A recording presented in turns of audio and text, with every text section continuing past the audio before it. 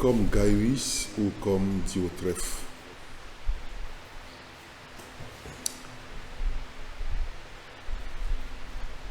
Le message d'aujourd'hui est une question qui s'adresse à nous.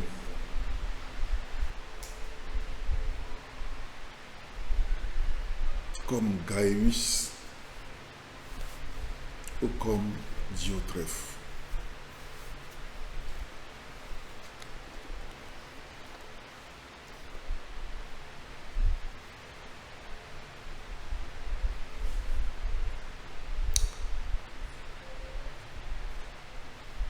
La grande question qui se pose aux chrétiens d'aujourd'hui est la prospérité. Chacun court pour la prospérité et pour vivre, nous courons tous pour la prospérité et nous travaillons beaucoup pour la prospérité.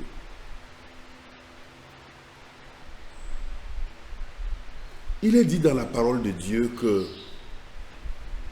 si vous donnez, Dieu vous le rendra au centuple, par milliers, par 10 milliers.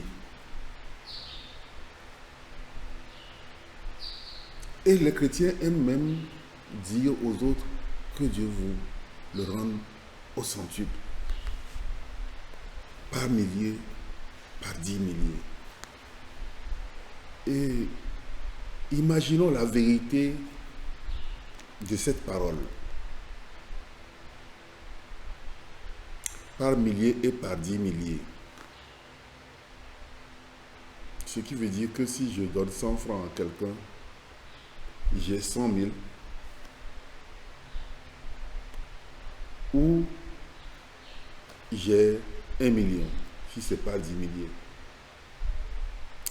Si c'est par milliers et par 10 milliers, c'est ce qui veut dire que si je donne 100 francs à quelqu'un, j'ai 1 milliard.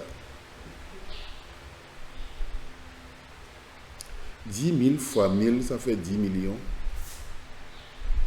Fois 100, ça fait 1 milliard.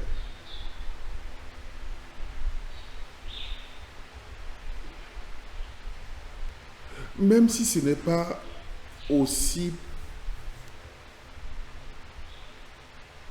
grand, si c'est au centuple, si je donne 100 francs à quelqu'un, ce qui veut dire que je dois avoir 10 000 francs. Mais notre compréhension de la parole de Dieu, c'est que je dois me protéger des autres. Je dois me protéger des autres au point de ne pas donner. Ma prospérité, c'est quand j'amasse et je suis sûr que je peux manger, je suis sûr que je peux avoir ma voiture, ma maison, je suis sûr que mes enfants peuvent aller à l'école et je trouve normal que les autres soient pauvres et je ne fais rien. Donc, je ne sors pas mon argent pour les autres.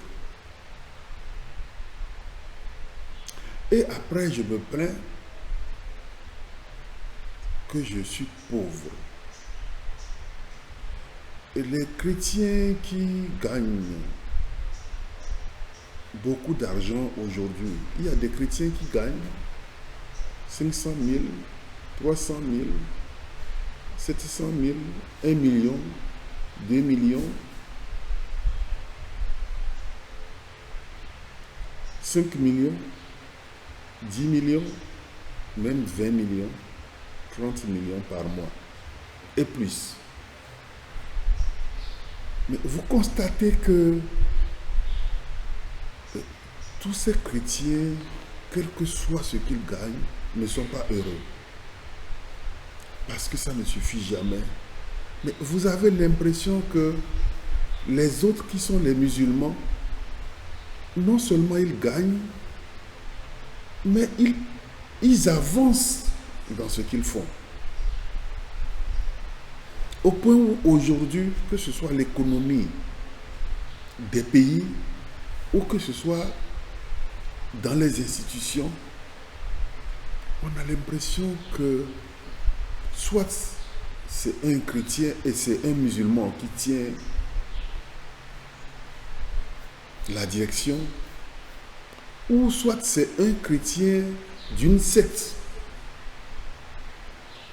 qui tient la direction. Le Seigneur Jésus-Christ, dans Jean 6, parlait de quelque chose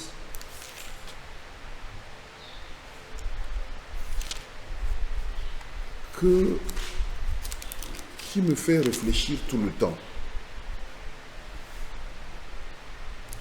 Jean 6, 63. Jean, l'évangile selon Jean, chapitre 6, verset 63. C'est l'esprit qui vivifie. La chair ne sert de rien. Les paroles que je vous ai dites sont esprit et vie. Les paroles que je vous ai dites sont esprit et vie.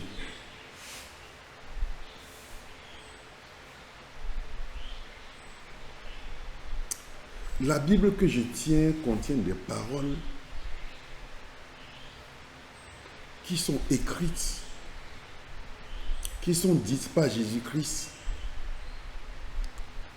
qui sont qualifiées d'esprit et vie.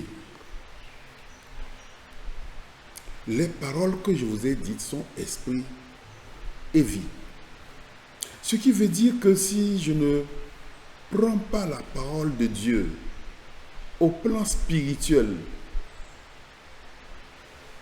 je n'aurai jamais les conséquences de la parole de Dieu. Les bénéfices, comme nous l'avons dit la fois dernière, les avantages de la parole de Dieu. Les paroles ne sont pas des questions charnelles. Ce ne sont pas des questions physiques.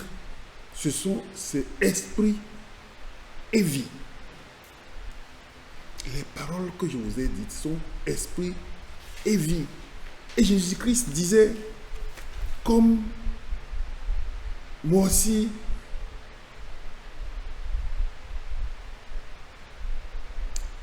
verset 57 de Jean 6, verset 57, comme le Père qui est vivant m'a envoyé et que je vis par le Père, ainsi, celui qui mange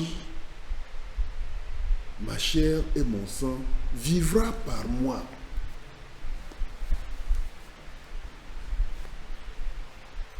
Les paroles que je vous ai dites sont esprit et vie. Comme je vis par mon Père,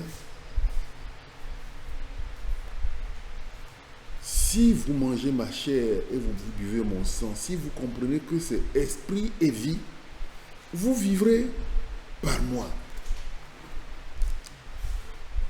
Je ne veux pas parler aujourd'hui de la vie éternelle.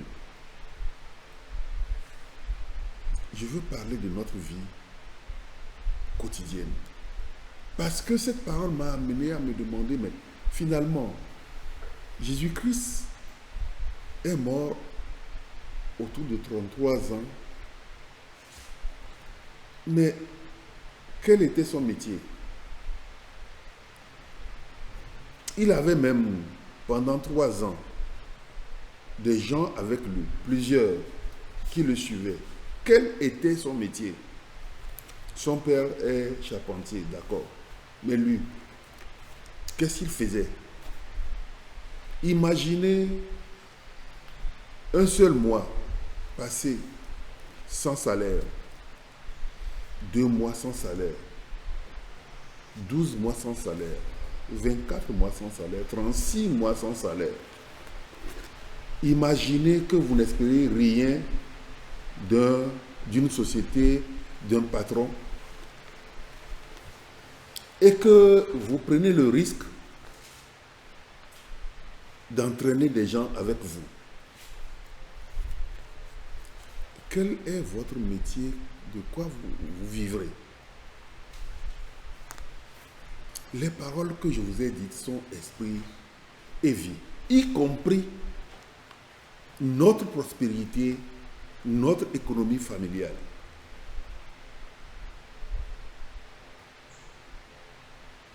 Comme Gaius ou comme Diotrephe.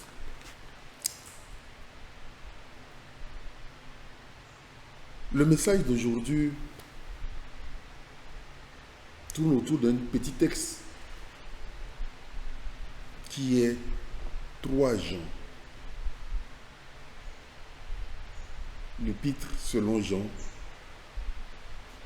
l'épître de Jean, le 3e livre. 3 Jean. Et je voudrais que vous reteniez 3 Jean 1, verset 2. 3 Jean, verset 2.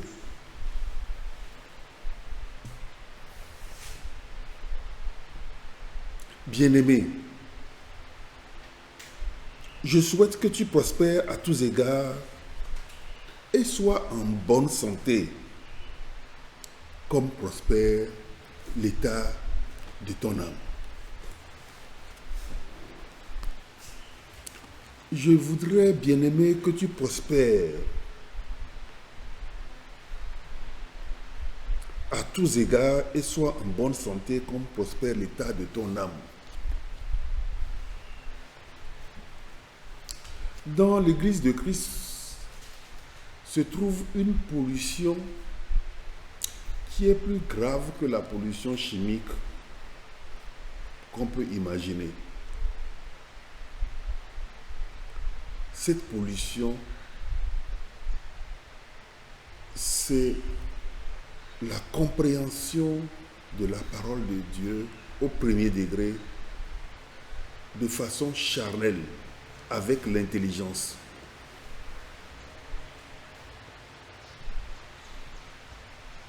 Comme Gaius ou comme Diotrephe.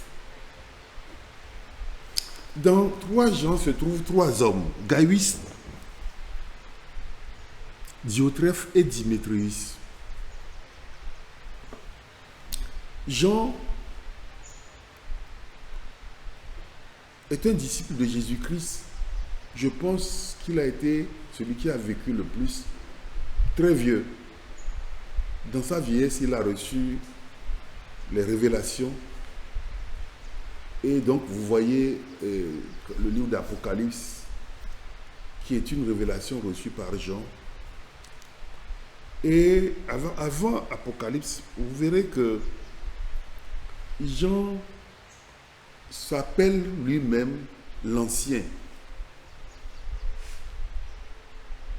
3 Jean, verset 1. L'Ancien à Gaius. Je lis donc ce livre et qui est fait de 3 livres, 2 qui se ressemblent et 1 qui concerne Diotrephe. Je vais dire le livre de Gaius, le livre de Diotrephe et le livre de Démétrius. L'Ancien. À Gaius, le bien-aimé que j'aime dans la vérité. Bien-aimé.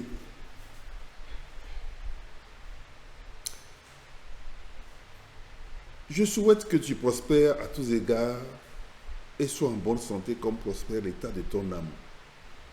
J'ai été fort réjoui lorsque des frères sont arrivés et ont rendu témoignage de la vérité qui est en toi, de la manière dont tu marches dans la vérité. Je n'ai pas de plus grande joie que d'apprendre que mes enfants marchent dans la vérité. Bien-aimés, tu agis fidèlement dans ce que tu fais pour les frères et même pour des frères étrangers, lesquels ont rendu témoignage de ta charité en présence de l'Église. Tu feras bien de pourvoir à leur voyage d'une manière digne de Dieu, car c'est pour le nom de Jésus-Christ qu'ils sont partis sans rien recevoir des païens. Nous devons donc accueillir de tels hommes afin d'être ouvriers avec eux pour la vérité. Amen. Le livre de Démétrius, 3 Jean, versets 12 à 15. Tous, et la vérité elle-même, tous, et la vérité elle-même, rendent un bon témoignage à Démétrius. Nous aussi, nous lui rendons témoignage, et tu sais que notre témoignage est vrai. J'aurais beaucoup de choses à t'écrire, mais je ne veux pas le faire avec l'encre de la plume. J'espère te voir bientôt, et nous parlerons de bouche à bouche. Que la paix soit avec toi. Les amis te saluent. Salut les amis, chacun en particulier. Amen. Le livre de Diotrephe. 3 Jean 9 à 11. 3 versets seulement. J'ai écrit quelques mots à l'Église, mais Diotrephe, qui aime à être le premier parmi eux, ne nous reçoit point. C'est pourquoi, si je vais vous voir, je rappellerai les actes qu'il commet en tenant contre nous de méchants propos. Non content de cela, il ne reçoit pas les frères et ceux qui voudraient le faire, il les empêche et les chasse de l'Église. Bien-aimés, n'imite pas le mal, mais le bien. Celui qui fait le bien est de Dieu. Celui qui fait le mal n'a point vu Dieu. Comme Gaius, comme Diotrephe. Ces témoignages sont tellement clairs que je ne pense pas qu'on ait besoin de s'étaler là-dessus. Vous avez là 3 hommes, Gaius, qui sont interpellés par un vieux, un ancien qui s'appelle Jean. Gaius, Diotrephe et Démétrius. Ils sont tous de l'Église.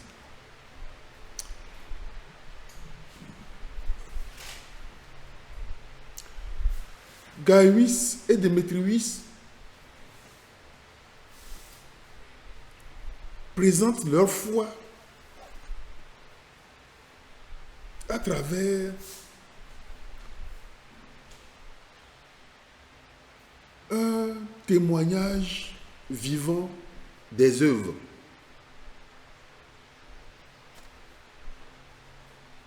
Ils ont compris la spiritualité de la parole et font de la charité, essaient d'arriver au niveau le plus élevé de la parole, je veux dire l'amour. C'est ce même amour que présente Diotrephe en accueillant les gens avec joie,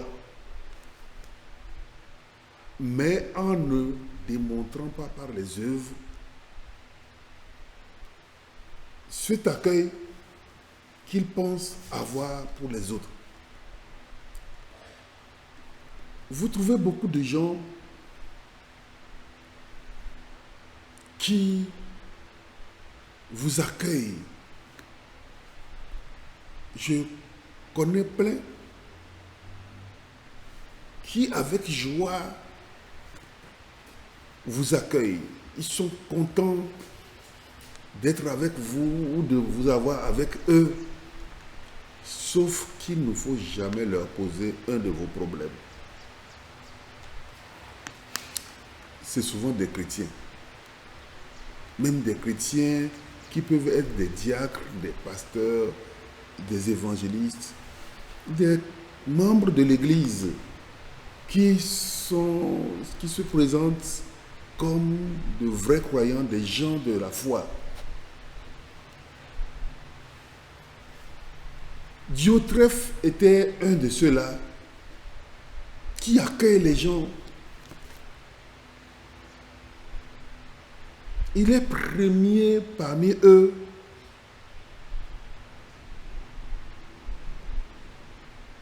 Il est le premier parmi eux. Il aime être le premier. Mais ne reçoit pas veut dire qu'il ne veut rien donner. Il ne veut faire poser aucun acte pour les autres chrétiens.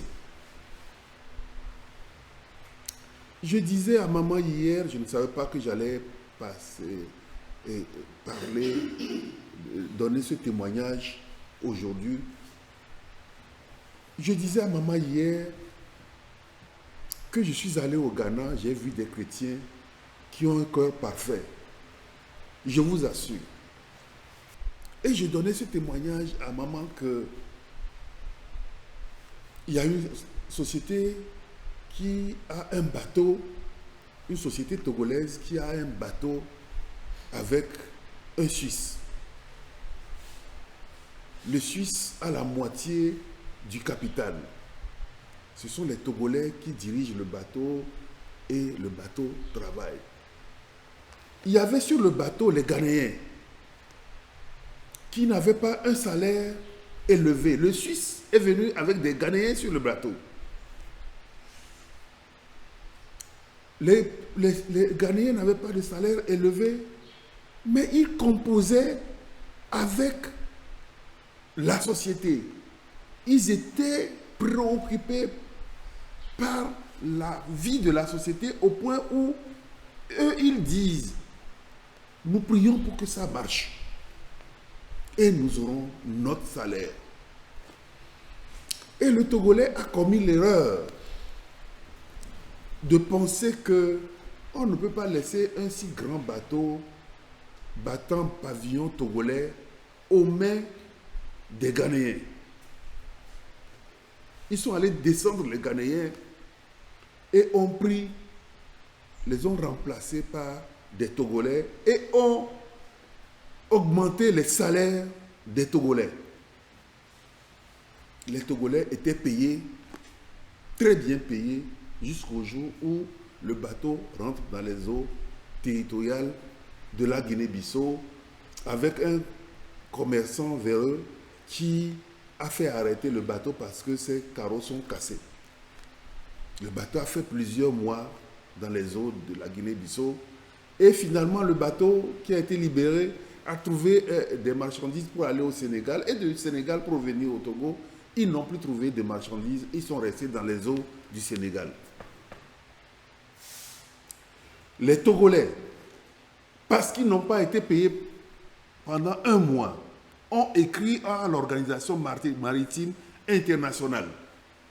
Au point où aujourd'hui, la question est en cours de traitement par le ministère chargé des Affaires maritimes. Erreur. Grave erreur que de se faire accompagner par ceux qui ne comprennent pas que la parole est esprit et vie, et par ceux qui ne comprennent pas que l'on peut vivre par Jésus-Christ, par ceux qui ne comprennent pas que c'est par la charité, en partageant, en étant solidaire, qu'on peut aller de l'avant. Aujourd'hui, l'OMI, l'Organisation maritime internationale, a nommé un inspecteur, puisque les Togolais ont écrit n'importe quoi dans leur lettre. L'Organisation maritime internationale a nommé un inspecteur pour aller inspecter le bateau, pour voir si le bateau doit être encore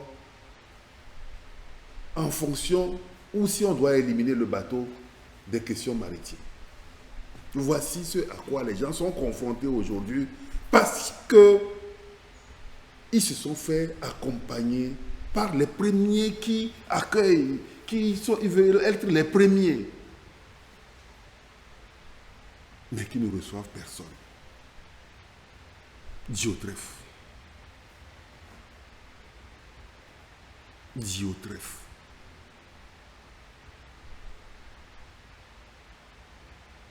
Aujourd'hui, si au moins la société savait que les Togolais allaient arriver jusqu'à ce point, mais elle devrait se battre pour payer le mois. Puisque aujourd'hui, les Togolais ont abandonné le bateau en pleine eau et ont exigé qu'on leur paye un billet d'avion pour revenir. Pourquoi, s'ils savaient que les gens allaient abandonner le bateau, pourquoi ne pas payer? Ils se battaient pour que le bateau revienne, pour commencer à travailler entre Lagos et Lomé, puisqu'il y a beaucoup d'affaires entre Lagos et Lomé. Ils ne voulaient pas aller à Lagos avant, mais maintenant ils sont obligés de faire Lagos, Lomé, Libreville, etc.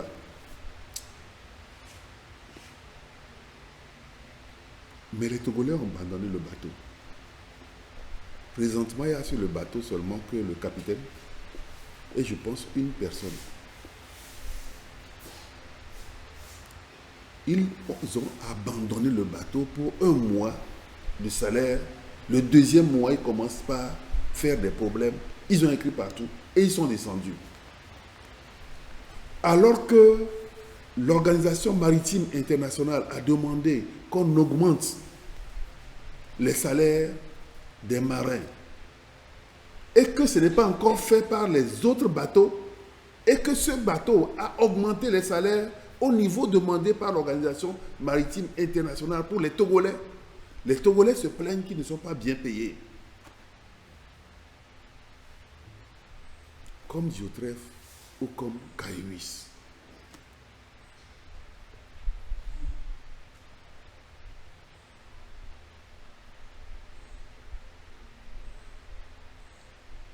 Comme Diotrephe ou comme Kairouis.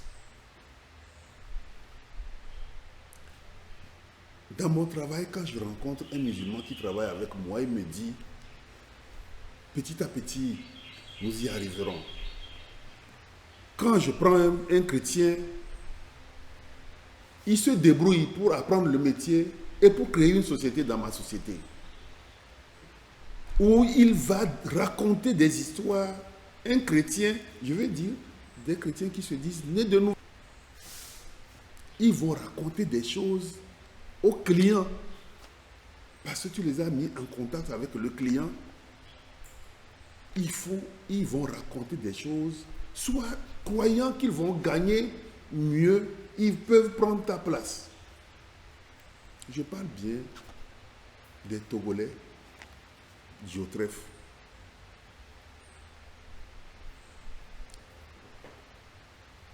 Vous pouvez l'essayer.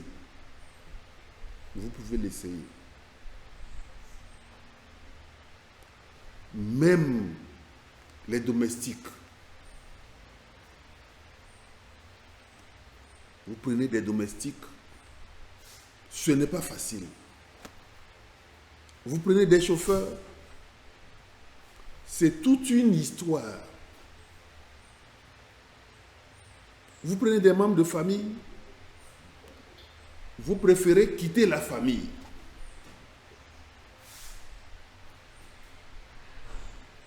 Comme Diotrephe ou comme Kairouis.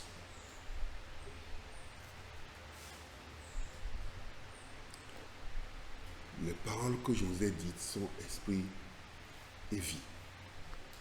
Pour tous ceux qui m'écoutent ce matin, pour tous ceux qui écoutent la parole de Dieu ce matin, il y a un témoignage qui sera donné sur notre vie, sur ce que nous avons fait avec nos talents.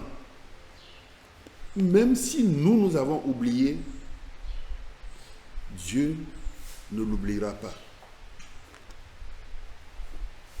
Dieu ne l'oubliera pas. Moi, je suis très souvent surpris que les gens se souviennent, alors que moi, j'ai oublié. La personne qui peut me croire que j'oublie vraiment, c'est maman. Elle m'observe. J'ai oublié. Je peux oublier au point même de ne pas te reconnaître. Et j'ai oublié de faire, j'ai oublié que j'ai fait le bien. Quand j'ai fait le mal, j'essaie de me souvenir pour demander pardon à Dieu. Mais quand je fais le bien, pour moi, ça n'a pas d'importance. J'oublie vraiment. J'oublie même la personne. Je ne m'en souviens plus. Mais il est question ici de témoignage que la vérité même donne de Démétrius. Tous, et la vérité elle-même, rendent un bon témoignage à Démétrius.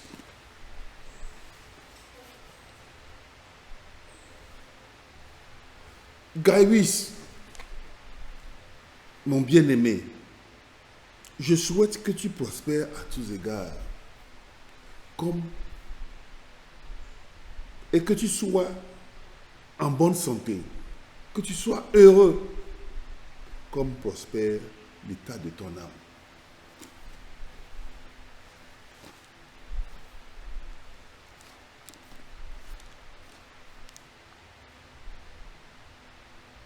Vous allez dans des sociétés internationales, vous allez voir que les pays se réunissent autour de quelqu'un, soit le doyen de la société, soit qu'ils ont désigné quelqu'un, même s'il est jeune, et ils acceptent de recevoir ses conseils. Mais là où il n'y a jamais, presque jamais, de gens rassemblés autour de quelqu'un, ce sont les Diotrephes. Et ils sont en grande partie des Togolais. Vous allez dans les institutions internationales, ils se cachent même pour ne pas vous recevoir. Ils ne veulent pas que vous sachiez qu'ils sont Togolais. Et ils ne travailleront pas pour que le Togo avance. Vous allez dans les institutions internationales, ils ont du mal à se dire la vérité. Chacun, en réalité, quand il est assis et écoute, ne pense qu'à lui.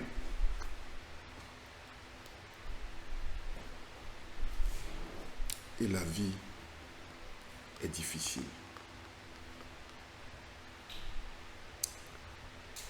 Pour ceux qui sont jeunes et ceux qui sont encore sur les bancs de l'école et ceux qui ne sont pas encore sur les bancs de l'école, je prie les parents jeunes d'en parler avec leurs enfants.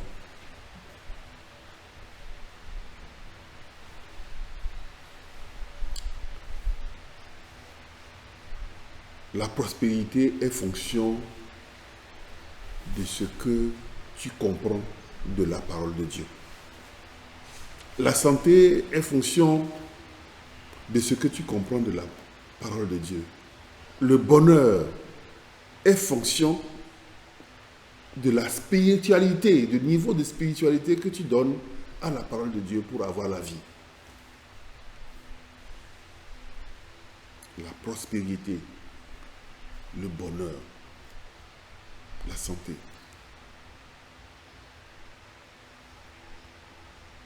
La richesse sont fonction de la spiritualité que tu as que tu comprends de la parole de Dieu, si tu comprends que c'est par la parole que Dieu a fait toutes choses et que la parole est esprit et vie, alors la promesse de Dieu, quand Dieu te parle, ton cœur devrait être calme.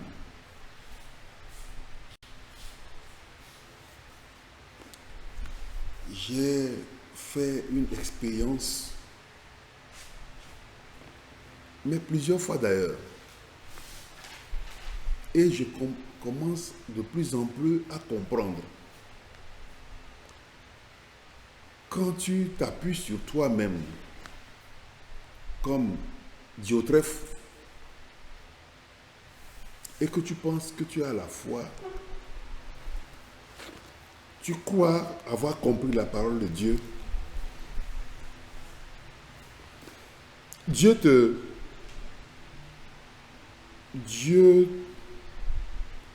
rabaisse, Dieu travaille dans ta vie pour que tu comprennes que tu ne peux que dépendre de lui. Si tu es un vrai chrétien, Dieu fait en sorte que tu sois rabaissé. Si tu veux être un vrai chrétien, il y a un moment où tu penses que, ah oui, Dieu est bon, Dieu est très bon. Et tu chantes des Alléluia parce que tu vois le bien t'arriver, le bonheur, l'argent et autres, et tu chantes des Alléluia. Si tu oublies que c'est avec la parole que Dieu a fait cette prospérité, et tu oublies que c'est une parole, c'est de l'Esprit dans ta vie, l'Esprit Saint dans ta vie, alors Dieu vient. Il te démontre ce que c'est que la prospérité de la chair. Il te travaille, il te rabaisse. Et au début, tu t'énerves. Tu es stressé, tu es traumatisé. Tu veux avoir la solution. Tu pries, tu marches dans l'église. Tu reviens le soir ou bien à midi quand tout le monde est parti. Tu dors sur les bancs de l'église. Le Jésus-Christ sera comme tu vas, tu reviens. Et tu constates que la chose se dégrade. Le Jésus-Christ sera comme le Jésus-Christ sera comme et ça se dégrade. Le Jésus-Christ sera comme et Jésus-Christ est là dans le temple, il te regarde. Il était même dans ta chambre quand tu partais. Il était dans ta voiture, sur ta moto quand tu venais. Il partira avec toi. Il t'écoute tant que tu n'as pas compris que les paroles de Jésus-Christ sont esprit et vie. Tu verras la chose se dégrader jusqu'à ce que, si tu es un bon chrétien, Dieu te parle et tu commences à être calme dans ta misère. Tu commences à accepter Dieu et tu diminues et Dieu grandit.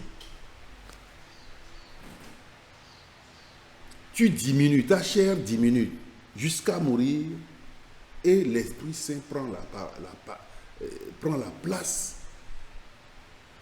de tes idées, de tout ce que tu es.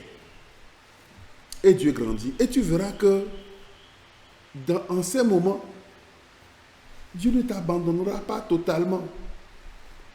Il verra à ce que lorsque tu veux atteindre le bord du gouffre, il est là, il te ramène. Ça ne va pas. Tu te bats jusqu'à ce que finalement tu sois calme et que tu acceptes de mettre ta main dans la main de Dieu. Tu acceptes de donner ta vie à Jésus-Christ. Tu acceptes de vivre la parole comme esprit et vie et que ton âme commence à prospérer. Gaius en avait et prospérait. Mais Jean lui rappelle, n'oublie pas Gaius. Ne prospère pas comme prospère ta chair, mais prospère comme prospère l'état de ton âme. N'oublie pas de prospérer comme prospère l'état de ton âme. Surveille ton âme. Surveille l'Esprit Saint que tu as reçu par la parole. Surveille la parole que tu as reçue, car elle est esprit et vie. Et je souhaite que ta prospérité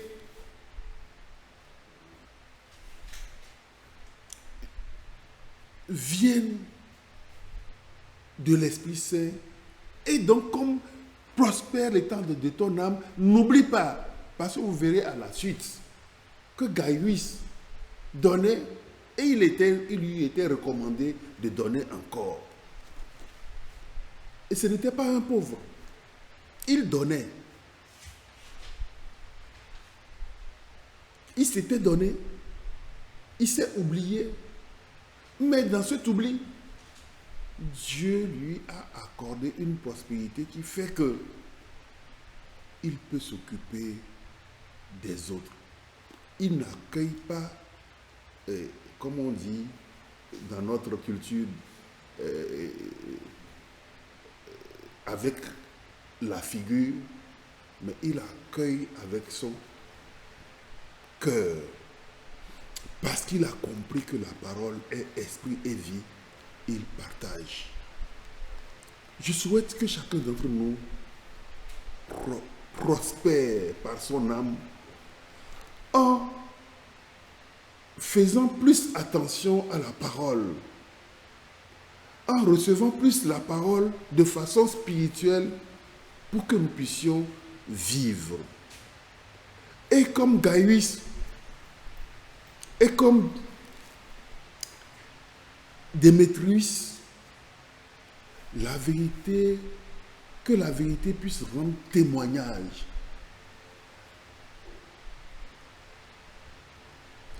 à nous-mêmes, que la vérité, la parole de Dieu, que nous soyons des hommes, des femmes à qui la vérité rend témoignage au point où l'on puisse dire dans les assemblées chrétiennes ce que nous faisons de notre prospérité qui est venue du Saint-Esprit, qui est venue de notre âme qui a prospéré. Beaucoup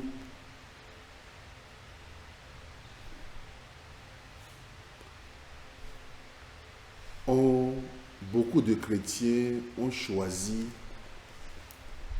de se protéger contre l'extérieur en ne donnant à personne.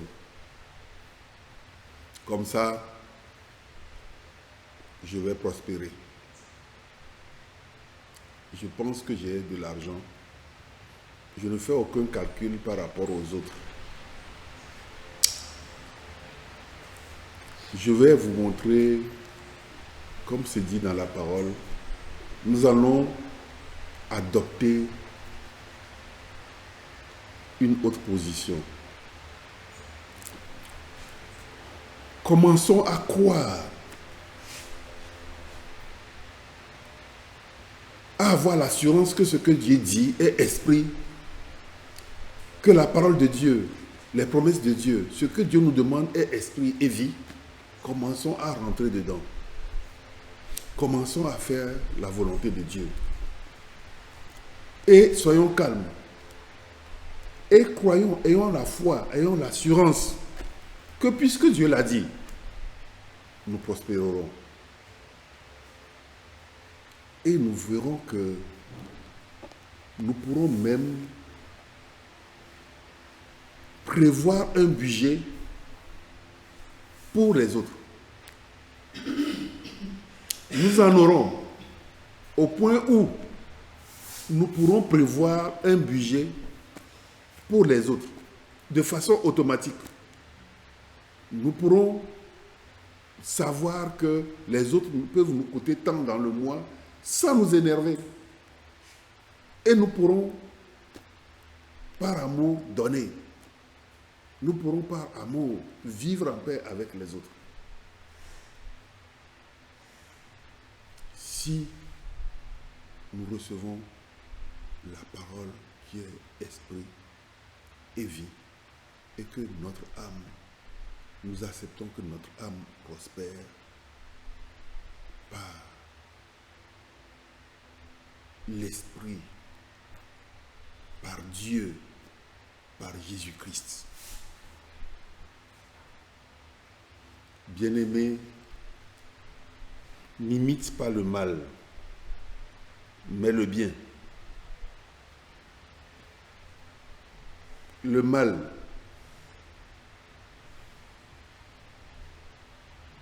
le péché, c'est de ne pas croire en Dieu, de ne pas recevoir l'Esprit de Dieu. Le bien,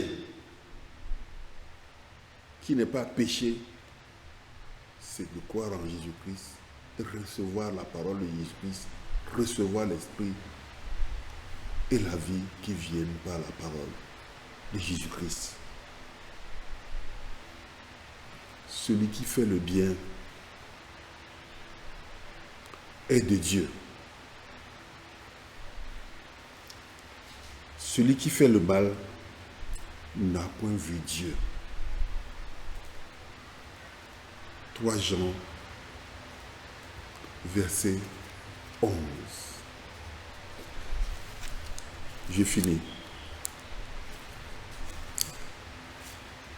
Comme c'est dit par Jésus-Christ,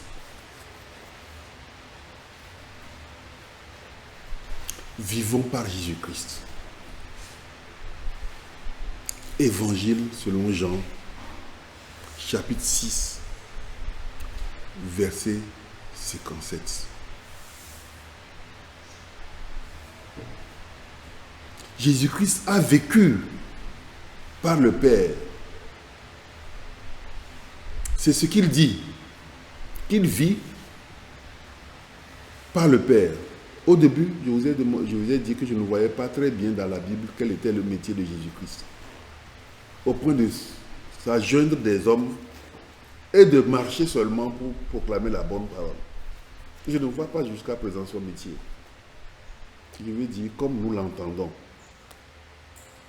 Il dit, il vit par le Père. Et il faut que nous aussi, nous vivions par lui. Comme le Père qui est vivant m'a envoyé et que je vis par le Père, ainsi, celui qui me mange vivra par moi. Vivons par Jésus-Christ, par l'Esprit de Jésus-Christ. Comme Gaius ou comme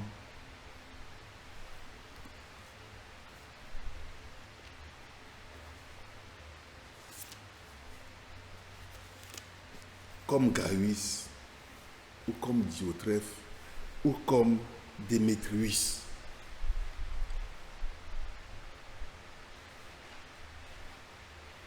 Plus que Gaius,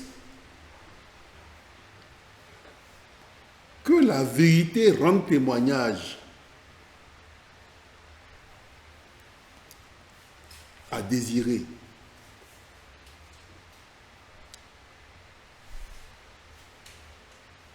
À tous ceux qui sont en train de m'écouter et tous ceux qui m'écouteront, à tous ceux qui sont chrétiens et qui voudront et qui vivent par le Saint-Esprit, plus que Gaius, que la vérité nous rende témoignage. Amen.